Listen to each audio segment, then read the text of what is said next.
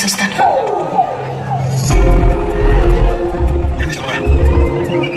పాపమైన పుణ్యమైన అన్ని అందులోనే.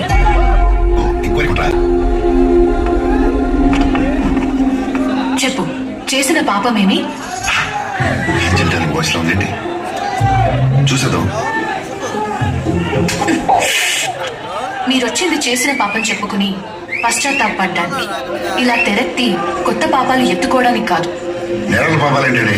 నీకు లవ్ చెప్తున్నా. ప్రేమించి ఏం చేసావు? మాటలతో హింసించావా? చేతులతో కొట్టావా? తాగి ఇంటికెళ్ళి బండి కొంచెం మెల్లగా.